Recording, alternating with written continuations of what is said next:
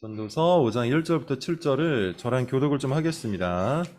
너는 하나님의 집에 들어갈 때 내 발을 삼갈지어다. 가까이 하여 말씀을 듣는 것이 우매한 자들이 재물 드리는 것보다 나으니 그들은 악을 행하면서도 깨닫지 못함이니라.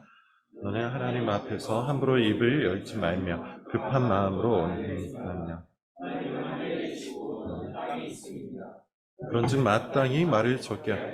걱정이 많으면 꿈이 생기고 말이 많으면 우매한 자의 소리가 나타나느니라. 내가 하나님께 서원하였거든 갚기를 더디게 하지 말라. 하나님은 우매한 자들을 기뻐하지 아니하시나니 서원한 것을 갚으라. 서원하고 갚지 아니하는 것보다 서원하지 아니하는 것이 더 나으니 내 입으로 내 육체가 범죄하게 하지 말라. 천사 앞에서 내가 서원한 것이 실수라고 말하지 말라. 어찌 하나님께서 내 목소리를 말미암아 진노하사 내 손으로 한 것을 같이 읽겠습니다. 꿈이 많으면 헛된 일들이 많아지고 말이 많아도 그러하니 오직 너는 하나님을 경외할지냐. 아멘. 전도서 10번째 시간이고요. 제목은 복잡함을 뚫는 방법입니다. 복잡함을 뚫는 방법. 인생을 여러분 잘 관찰해 보시면 사실 인생이라 함은 단순함을 향한 전진이죠. 단순함을 향한 전진. 예컨대 20대 초반 우리는 수많은 대학 중에 하나의 대학을 선택합니다. 그렇게 우리의 삶이 단순해졌죠. 20대 후반에는 수많은 직장 중에 하나의 직장을 선택하죠. 그렇게 우리의 삶이 단순해집니다. 결혼을 앞두고는요, 수많은 이성 중에 한 이성을 선택을 합니다.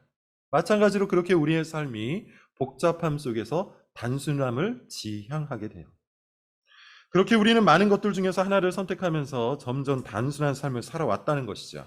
근데 여러분 사실 그 전에는 어떻습니까? 수많은 대학을 앞에 두고 있었을 때 기억이 나시죠? 어질어질하잖아요. 가고 싶은 대학은 저 높은 곳에 있는데 내 실력은 이 낮은 곳에 있어서 걱정하고 고민하고 괴로워하지 않았습니까? 그러나 그 과정을 통과한 사람은 알 겁니다. 당시 우리의 걱정과 고민만큼 사실은 우리 인생에 그다지 큰 영향을 미치지 않았죠. 직장 선택도 마찬가지예요. 고민이 얼마나 많습니까? 좋은 직장에 들어가고 싶다는 욕심으로 인해서 스트레스를 많이 받았지만 마찬가지로 시간이 지나니 사실 그것도 그렇게까지 엄청난 사건은 아니었습니다.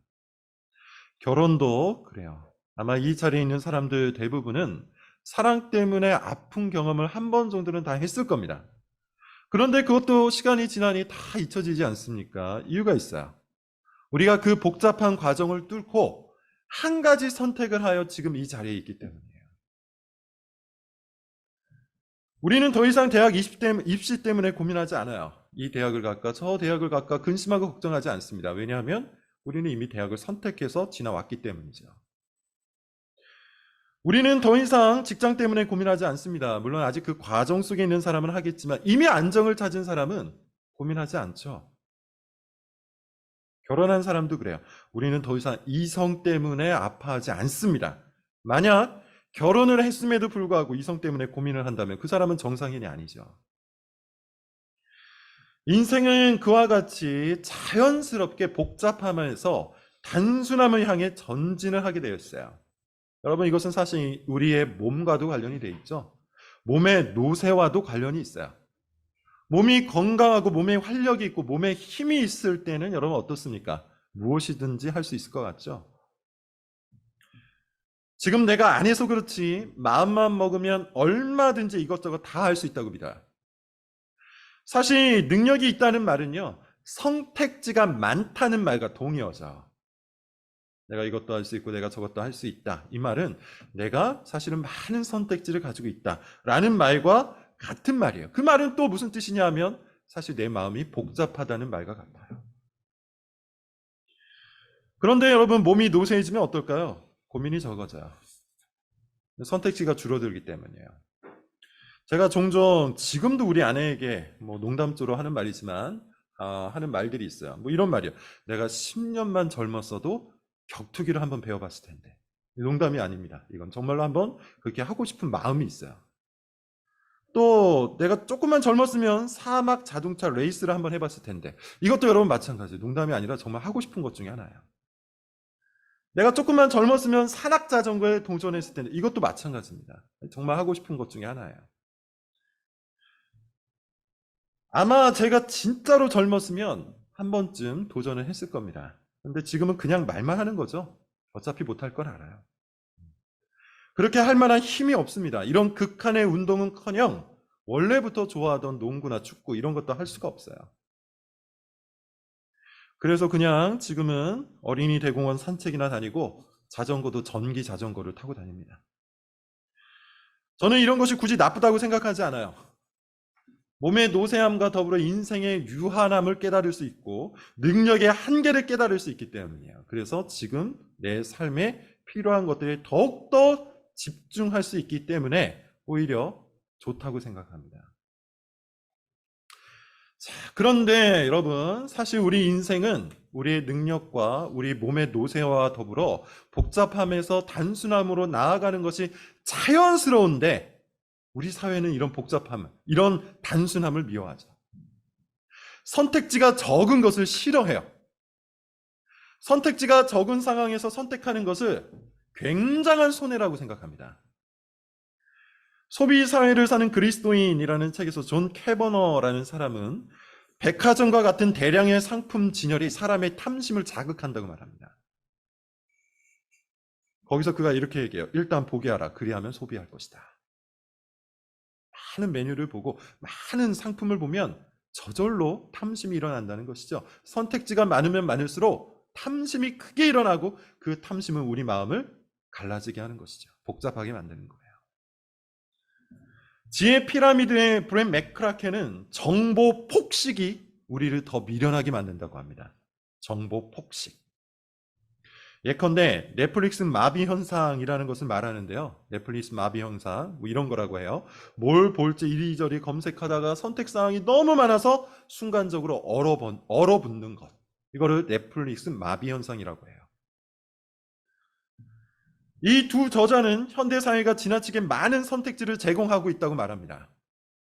그리고 그것은 사람들을 현명하게 만들기보다는 탐심을 부추기고 어리석은 선택을 하게 만든다고 하는 것이죠. 선택지의 과잉은 우리의 삶을 윤택하게 하기보다 오히려 우리의 마음과 감정을 복잡하게 만드는 거예요.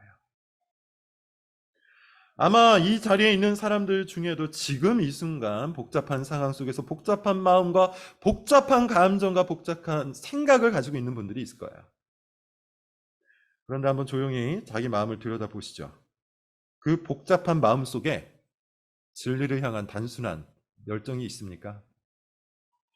그 복잡한 생각 속에 하나님을 향한 뜨거운 선택이 있습니까? 단언컨대 그렇지 않을 거예요. 아마 대부분의 사람들은 자신의 능력에 비례하는, 자신의 욕심에 비례하는 수많은 선택지들을 갖고 복잡한 생각과 감정 가운데 갇혀 있을 겁니다. 이것을 선택하면 이건 좋겠지만 저것은 나쁠 텐데, 저것을 선택하면 저건 좋겠지만 이것은 나쁠 텐데 등등 아주 복잡한 생각이 머릿속을 떠돌아다니고 있을 거예요. 절대 손해보지 않겠다는 욕심, 내 능력에 비해 부당한 대우를 받지 않겠다는 마음, 최고의 선택을 하고야 말겠다는 야심 등등이 우리의 삶을 복잡하게 하는 겁니다.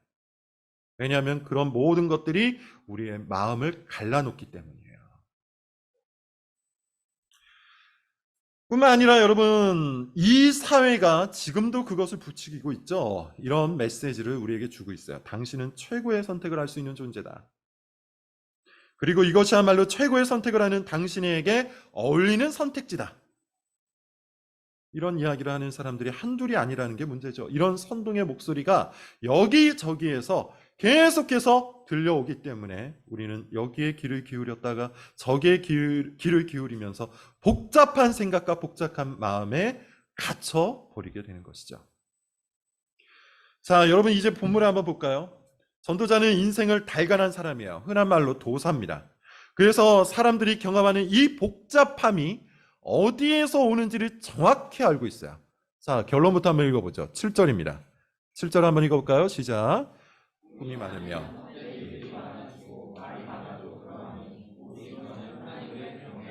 꿈이 많으면 헛된 것이 많다. 말이 많아도 그렇다. 여러분 정확하지 않습니까? 꿈이 많다는 말은요, 자기 앞에 놓인 선택지가 많다는 말과 같은 말이에요. 자기가 할 수 있는 일이 많다고 생각하는 겁니다. 하나님의 주권 속에서 소망을 품고 주님의 뜻에 내 인생을 맞추어 가는 그런 신앙적 작업보다는 자기 비전과 야심이 넘쳐 흐를 때 우리는 복잡함 속에 놓이게 되는 것이죠. 꿈이 많은 사람. 저는 문화적 영향력을 굉장히 높게 평가하는 사람입니다. 문화가 사람에게 미치는 영향력이 사실 그 무엇보다도 강력하다고 생각을 해요. 예컨대 우리가 어디에서 직접적인 교육을 받는 것보다도 은근슬쩍 문화를 통해서 보는 그 힘이 훨씬 더 강력하다는 것이죠. 긍정적이든 부정적이든 여러분 그렇습니다. 그런데 현대 문화가 여러분들이 자주 접하고 있는 그 현대 문화가 어떤 영향을 미치고 있는지 한번 생각을 해보세요. 아마 저보다 여러분들이 더 많이 알고 있을 겁니다. 우리를 단순하게 만드는 문화입니까? 복잡하게 만드는 문화입니까? 여러분들이 접하고 있는 그 현대 문화가 여러분의 삶과 마음을 단순하게 이끌어갑니까? 복잡하게 만들어갑니까? 페이스북이나 인스타그램을 보면 소위 말하는 인플루언서들이 가장 멋들어진 삶을 공개를 하고 있죠. 멋들어지고 화려한 삶을 공개합니다. 화려한 브런치를 먹고 명품을 소비하고 여행을 다녀요. TV나 유튜브에 나오는 연예인도 그렇죠. 우리가 넘볼 수 없는 삶을 삽니다. 나 혼자 산다는 프로그램이 있는데요. 거기에 나오는 연예인들을 보면 요트를 타고 캠핑카를 타고 의리의리한 집에서 사람들을 초청해서 아주 값비싼 음식을 먹죠. 이런 것들을 계속해서 보다 보면 우리의 의식 속에 무엇이 심어질까요? 나도 저렇게 살고 싶다. 의식적으로는 부정해도 무의식적으로는 그 삶을 동경하게 될 겁니다. 그것이 문화의 힘이에요. 나도 모르게 내 의식과 무의식을 장악하는 하나의 메시지. 이게 문화로부터 우리에게 찾아오는 겁니다. 저렇게 살고 싶다. 여러분 뭡니까? 꿈이죠. 인스타그램이나 유튜브를 많이 볼수록 그 꿈은 많아질 겁니다. 소비하는 사회를 사는 그리스도인이라는 그 책에서 저자가 이야기하듯이 메뉴가 많아지면 많을수록, 상품이 많아지면 많아질수록 우리의 마음속에는 탐심이 흘러넘치기 때문이에요. 그리고 그 꿈은 내 현실을 비추고 그것을 따라가지 못하는 내 현실을 보면 마음은 복잡해지죠. 부럽기도 하고 화가 나기도 하고 욕심이 나기도 하면서 내 마음과 감정은 점점 더 복잡해지는 겁니다. 전도자는 이런 현대적 마인드를 정확하게 꿰뚫고 있어요. 자, 3절부터 6절. 오늘 3절부터 6절입니다. 같이 한번 읽어볼게요. 시작. 걱정이 많으면 꿈이 생기고 말이 많으면 우매한 자의 소리가 나타나느니라. 내가 하지 말라. 하나님은 우매한 자들을 기뻐하지 아니하시나니 서원한 것을 갚으라. 서원하고 갚지 아니하는 것보다 서원하지 아니하는 것이 더 나으니 내 입으로 내 육체가 범죄하게 하지 말라. 천사 앞에서 내가 서원한 것이 실수라고 말하지 말라. 어찌 하나님께서 내 목소리를 말미암아 진노하사 내 손으로 한 것을 꿈이 왜 많아진다고 하고 있죠? 3절을 보면 걱정이 많아지기 때문이에요. 걱정이 많기 때문에, 근심이 많기 때문에, 염려가 많기 때문에 꿈도 많아진다. 지금 그렇게 얘기합니다. 무슨 소리냐 하면 복잡한 자기 상황에 대해서 이런저런 걱정을 하다 보면요. 그것이 복잡한 감정이 되겠죠. 그것이 복잡한 여러 상황들을 또한 만들어내는 거예요. 이 복잡한 감정들은 수많은 선택지들을 필연적으로 생각하게 된다는 겁니다. 그러면 여러분 어떤 일이 생겨나게 될까요? 어리석은 결정을 하게 되는 것이죠. 본문을 보세요. 말이 많으면 우매한 자의 소리가 나타난다. 이것은 여러분 문맥적으로 볼 때 서원과 관련이 있어요. 5절 서원하고 갚지 아니하는 것보다 서원하지 아니하는 것이 더 낫다. 서원을 여러분 왜 합니까? 구약의 맥락에서 서원은 소원과 관련이 있죠. 꿈과 관련이 있어요. 원하는 바와 관련이 있어요. 대표적인 인물이 입다입니다. 사사기에 나오는 입다는 암몬과의 싸움에 앞서서 하나님께 서원을 해요. 왜냐하면 입다의 소원이 있었기 때문이에요. 입다의 꿈이 있었기 때문이에요. 그래서 어떤 서원을 하냐 하면 승리를 주시면 가장 먼저 자기를 환영하는 사람을 하나님께 바치겠다는 말도 안 되는 서원을 합니다. 그가 왜 이런 서원을 했다고요? 꿈이 많아서 그렇죠. 소원이 많아서 그런 거예요. 하나님을 단순히 믿고 하나님께서 우리에게 승리를 주시리라는 것을 확신하기보다는 스스로 복잡한 생각과 마음을 가지고 하나님께 서원을 한 겁니다. 전도자는 지금 이것이 굉장히 어리석은 짓이라고 비난을 하고 있어요. 왜냐하면 우리는 우리가 맹세한 것을 지킬 만한 능력이 부족하기 때문이죠. 실제로 입다의 경우를 여러분 한번 보세요. 가장 먼저 환영한 사람이 누굽니까? 딸이에요. 무남동료 딸이에요. 입다는 그것을 예측할 수가 없었어요. 한 치 앞도 모르면서 함부로 서원을 한 겁니다. 욕심에 빠진 사람은 이와 같이 모든 것을 복잡하게 생각하고 결국 가장 어리석은 선택을 하는 거예요. 전도자가 지금 그 말을 하고 있는 겁니다. 걱정이 많으면 꿈이 생기고 말이 많으면 우매한 자의 소리가 나느니라. 나름대로 경우의 수를 생각하고 나름대로 야심찬 계획들을 가지지만 그렇게 하면서 여러 가지 복잡한 생각과 복잡한 마음을 가지고 이 인생을 대하지만 결국에는 무엇을 선택하는 겁니까? 가장 어리석은 선택을 해버리는 것이죠. 복잡함이 눈을 가려서 어리석은 선택을 하게 만든다는 겁니다. 실제로 찰스 테일러라는 철학자가 있는데요. 그분께서 노바 효과라는 것을 얘기해요. 노바 효과. 이게 뭐냐 하면 니체식 분리와 같은 겁니다. 말이 더 어렵죠? 니체식 분리라는 말은 뭐냐? 니체가 그 유명한 말을 하잖아요. 언젠가는 하나님이 제거될 것이다. 그러면서 신은 죽었다라는 말이에요. 근데 우리는 보통 여기까지만 알고 있는데 신은 죽었다라는 말과 더불어 니체가 한마디를 더합니다. 신이 죽은 자리에 신들이 비처럼 내릴 것이다. 이게 무슨 소리냐 하면 하나님이 제거된 자리에 또 다른 신들이 비처럼 내린다는 거예요. 하나님이 제거되면 신이라는 개념이 아예 사라지는 것이 아니라 모든 것들이 다 신이 되어버린다는 뜻입니다.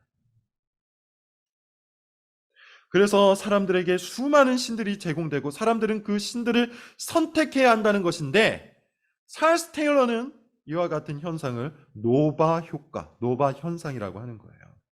그리고 그는 이것을 정보성의 과잉과 연결을 합니다. 너무 많은 신들 때문에 진짜 신을 찾을 수 없는 것처럼 너무 많은 정보 때문에 진짜 지혜를 찾을 수 없는 현상, 그것을 노바 현상이라고 하는 거예요. 그러면서 찰스 테일러는 18세기 기독교에서 일어났던 이 노바 현상이 오늘날에는 현대 사회에서는 아주 보편적 현상이 되었다고 해요. 너무나도 많은 정보와 너무나도 많은 가치와 너무나도 많은 기준이 제공되면서 결국에는 사람들이 그 수많은 선택지를 보고 최선의 선택을 해내는 것이 아니라 가장 어리석은 선택을 하고 만다는 것이죠. 그것이 현대 사회의 모습이라는 거예요. 사실 저는 이것이 현대 사회를 살아가는 우리 기독교인들의 가장 큰 문제라고 생각을 합니다. 무슨 소리냐? 이겁니다. 하나님을 전심으로 찾지 않으니까 수많은 하나님을 모조리 하나님처럼 섬기는 현상. 이것이 현대교회의 모습이에요.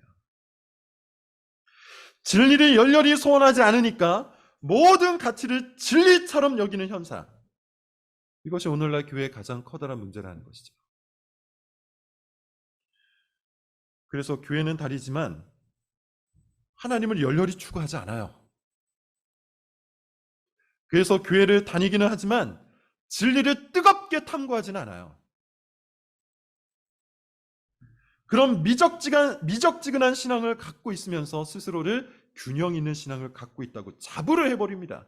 성경은 분명히 두 마음을 품지 말라고 말하고 있음에도 불구하고 두 마음, 세 마음, 다섯 마음, 수많은 마음을 품고도 그것이 정상이라고 생각을 하는 것이죠.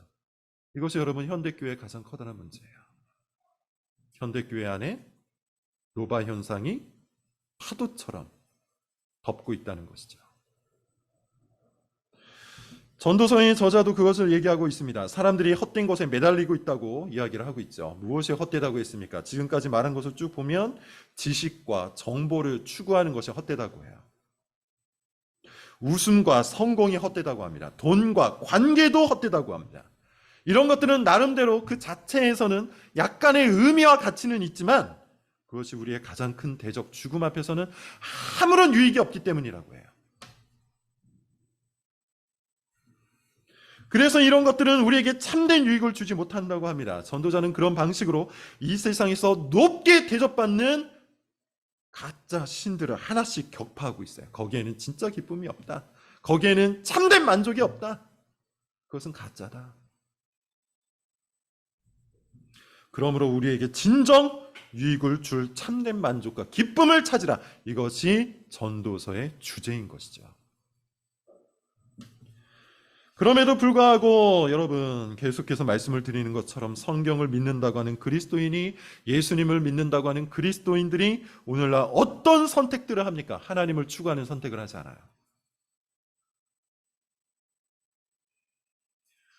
진리를 탐구하는 선택을 하지 않아요. 그냥 수많은 선택지 중 하나 정도로 하나님을 여깁니다. 수많은 선택지 중 하나로 진리를 여깁니다. 예컨대, 비유하건대 이렇게 생각하는 겁니다. 중국집에 가면 많은 메뉴가 있죠. 수많은 선택지들이 있어요. 사람마다 선호가 다르니까 다른 것을 선택할 수 있겠죠. 짜장면을 선택할 수도 있고 짬뽕을 선택할 수도 있어요. 그러다가 요리를 선택하기도 하죠. 뭐 탕수육이나 유린기 같은 좋은 요리를 종종 선택합니다. 마치 그렇게 생각한다는 겁니다. 하나님을 선택하는 것을 가끔씩 탕수육을 선택해서 먹는 것처럼 생각을 하는 것이죠. 더 좋은 것은 안다. 더 비싼 것은 안다. 그러나 항상 그것을 선택하지는 않는다. 이게 오늘날 현대 사회를 살아가는 그리스도인이 하나님을 바라보는 모습이에요. 항상 하나님을 추구하고 늘 하나님을 선택해야 하는데, 그러기보다는 수많은 선택지들 중 하나로 가끔씩 선택하는 것, 그걸 신앙이라고 여깁니다. 두 마음, 세 마음, 수많은 마음이고 성경은 그것을 정죄하고 있음에도 불구하고 아무렇지도 않게 생각하는 것이죠. 하나님을 열렬히 추구하지 않는 것, 진리를 뜨겁게 탐구하지 않는 것, 그것은 항상 우리 삶에 복잡함을 더합니다. 복잡한 생각을 줍니다. 복잡한 마음을 줍니다. 복잡한 관계를 만듭니다. 헛된 야심과 헛된 욕심에 사로잡혀서 헛된 신들을 따라 살아가게 만들죠. 그런 인생은 반드시 인생을 허비하게 만들 거예요. 어떻게 해야 합니까? 이 복잡함 속에서 여러분, 우리는 어떻게 하면 참된 인생을 살아갈 수가 있겠습니까? 앞서 말한 것처럼 전도자는 전도서의 주제를 이쯤에서 아주 선명하게 이야기해 주는데요. 오늘 본문 1절, 2절입니다. 이것이 설교의 결론인데요. 1절, 2절 같이 한번 읽어볼게요. 시작. 너는 하나님의 집에 들어갈 때 내 발을 삼갈지어다. 가까이 하여 말씀을 듣는 것이 우매한 자들이 재물 드리는 것보다 그들은 악을 행하면서도 깨닫지 못함이니라. 너는 하나님 앞에서 함부로 입을 열지 말며 급한 마음으로 말을 내지 말라. 하나님은 하늘에 계시고 너는 땅에 있음이라. 그런즉 마땅히 하나님을 열렬히 추구하는 것, 그것이 전도서의 결론이에요. 1절을 보세요. 하나님의 집에 들어갈 때 발을 삼가라고 하죠. 발을 삼가라, 무슨 뜻일까요? 정성껏 준비하고 겸손히 주의하여 하나님께로 나아가라. 예배를 드리라 라는 뜻이에요. 예배를 드리되 특별히 어떻게 예배를 드리라고 합니까? 말씀을 들으라고 하죠. 여기서 듣는다는 말은 순종한다는 뜻이에요. 구약에서 듣다라는 이 단어는 항상 행동이 포함되어 있다고 생각하셔도 돼요. 그냥 귀로만 듣는 것이 아니에요. 실제로 순종하는 것까지 포함하는 말입니다. 즉 하나님을 향한 진정한 예배는 하나님 말씀에 순종하는 겁니다. 가짜 예배는 뭡니까? 제물을 드리면서 악을 행하는 것이죠. 악을 행하면서 그냥 제물 한번 드렸다고 내가 하나님을 선택했다고 믿는 것이죠. 이들에게는 특징이 있어요. 자기가 거짓 예배자라는 것을 모릅니다. 예배를 드리니 교회에 참여하니 스스로 믿음이 있다고 착각을 해버립니다. 그러나 전도자는 분명히 뭐라고 말하죠? 말씀에 순종하지 않는 자는 우매한 자, 어리석은 자, 미련한 자, 악한 자라고 말해요. 그리고 2절을 보세요. 뭐라고 말합니까? 하나님 앞에서 함부로 입을 열지 말고 급한 마음으로 말하지 말고 말을 적게 하라고 합니다. 이유가 뭡니까? 하나님은 하늘에 계시고 우리는 땅에 있기 때문이에요. 무슨 의미입니까? 우리의 한계를 인정하고 하나님의 주권을 온전히 받아들이라. 그리고 7절에 보면 오직 하나님을 경외하라고 합니다. 자, 여러분 저를 보세요. 이 모든 말씀을 종합해 보면 지금 전도자는 우리에게 무엇을 요구하고 있는 것이죠? 삶의 모든 순간에 하나님을 의식하라는 겁니다. 하나님을 의식하라. 하나님을 의식하라. 여러분, 누군가를 의식한다는 것은 사실 그 사람을 중요하게 여기는 겁니다. 예를 한번 들어보죠. 한편에는 장관이 있어요. 그리고 다른 한편에는 대통령이 있어요. 자, 여러분은 누구를 의식할 겁니까? 너무 쉬운 문제죠. 대통령이 있는데 장관을 의식하는 사람은 바보입니다. 대통령이 훨씬 더 중요한 사람이기 때문이죠. 한편에는 남편이 있어요. 한편에는 그냥 남자 동료가 있어요. 여러분은 누구를 의식할 겁니까? 동료를 의식해서 동료의 말을 중시하면 싸움 나겠죠. 남편을 의식해야 되는 거예요. 남편이 더 중요한 사람이기 때문이죠. 일반적 관계에서 발견할 수 있는 이런 원리는 하나님과의 관계에서도 적용됩니다. 여러분, 이 세상에는 수많은 사람들이 있고 수많은 말들이 있고 수많은 일들이 있어요. 복잡한 상황들이 있고요. 그 복잡한 상황에 관한 이런저런 스피커들이 있습니다. 만약 여러분이 그 복잡한 상황을 의식하고 이런저런 스피커들을 의식한다면 단언컨대 여러분의 삶은 더 복잡해질 거예요. 복잡한 상황을 의식하는데 삶이 복잡해지지 않는 것도 이상하지 않습니까? 이런저런 스피커들을 의식하는데 삶이 혼란해지지 않는 것도 말이 안 되죠. 이 사람 저 사람을 모두 의식하는 사람은 당연히 관계가 엉킬 수밖에 없는 겁니다. 사무엘 상을 읽은 사람은 알 거예요. 사울 왕이 아말렉 왕을 살려준 이유가 나와요. 뭡니까? 사울 왕이 친히 말하길 이렇게 얘기하죠. 내가 백성들의 소리를 청종하였다. 백성들을 의식한 겁니다. 하나님을 의식해서 하나님의 말씀에 순종하기보다는 백성들을 의식해서 백성들 소리를 따른 거예요. 그게 그의 삶을 망하는 길로 인도했습니다. 여러분, 하나님을 의식하셔야 돼요. 하나님을 의식하는 사람의 특징, 2절에서 이야기하듯이 하나님의 말씀을 듣습니다. 하나님의 말씀에 반응합니다. 복잡한 상황에 반응하지 않고 이런저런 스피커들에게 반응하지 않고 하나님을 의식해서 하나님의 말씀에 반응합니다. 그래서 전도자는 계속해서 하나님을 경외하라, 하나님을 경외하라, 하나님을 경외하라고 외치는 거예요. 하나님의 집에 들어갈 때 자기 발을 삼가는 사람은 하나님을 의식하는 사람일 거예요. 당연하지 않겠습니까? 하나님을 의식하는 사람은 자기의 모습을 단정하게 꾸미고 자기의 길을 주의하여 하나님이 원하시는 대로 자기를 정성껏 드리는 것이죠. 하나님을 의식하기 때문에 그래요. 말을 함부로 하지 않을 겁니다. 멈춰서서 고민을 할 겁니다. 이 말이, 이 행동이 하나님께 합당한지 합당하지 않은지를 생각을 하는 것이죠. 하나님을 의식하기 때문이에요. 당연히 그런 사람은 말씀을 들을 겁니다. 말씀에 순종할 겁니다. 하나님을 의식하는 사람은 하나님께 반응하기 때문에 복잡함을 뚫고 앞으로 전진할 수 있어요.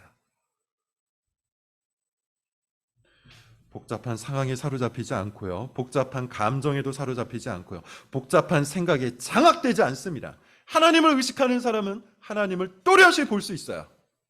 하나님을 의식하는 사람은 하나님의 말씀을 그 복잡한 상황에 적용하기 때문에 단순한 선택을 할 수가 있는 법입니다.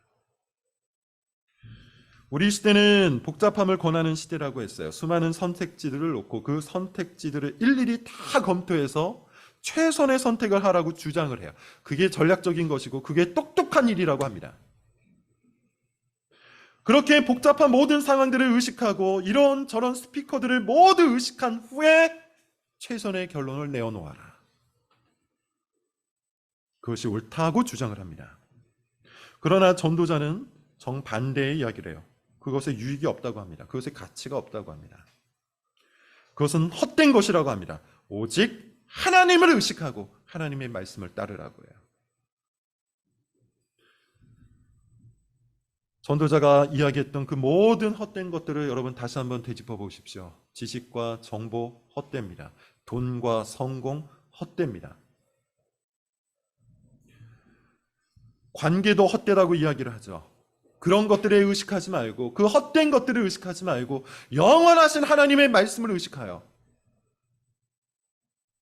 그것이 우리를 진정 유익하게 한다는 것을 믿고 그것을 선택하는 것, 그것에 반응하는 것, 그게 여러분 신자의 삶인 것이죠. 그것이 진정 우리를 영원히 가치 있게 하는 것이죠. 다시 한번 여러분들에게 말씀을 드립니다. 하나님을 모든 순간에 의식하십시오. 하나님과의 관계에 정성을 다하십시오. 하나님께 예배하는 일에 전심전력을 다하십시오. 복잡한 여러분의 상황에 길이 뚫릴 겁니다. 기도하겠습니다.